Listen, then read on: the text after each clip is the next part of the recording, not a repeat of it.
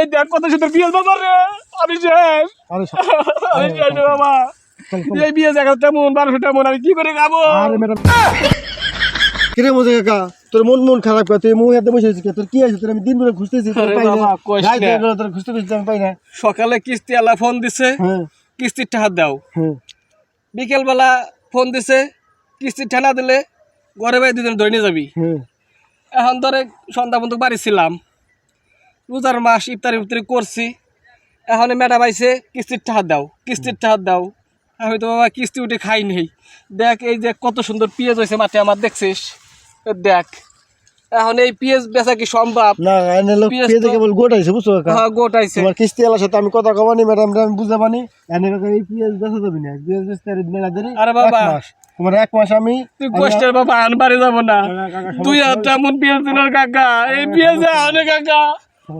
কাকা রে কাকা, আর পেঁয়াজ 1200 মন, আমি তো বাড়ি ঘর ছাড়া হয়ে যাবো কাকা। আরে ভাই ভাই না কাকা রিজিকের মালিক আল্লাহ বুঝলেন তোমার দেওয়ার মালিক আল্লাহ এই তোমার দিবে না তুমি আমি কিস্তি কাকা, তুই কাকা একটু বুঝে শুনে কোষ, নাহলে কিস্তি লাগে তোমার ছাড়বি না বাবা। আমার 2টা মাস সময় নিয়ে দে, আমি পেঁয়াজ বেচছে আর জমি ওইটুক বেচছে সব শোধ করে দেবো বাবা। বাবা শোধ করে দেবো, আর কিস্তি উঠাবো না, আর এই পেঁয়াজ করবো না।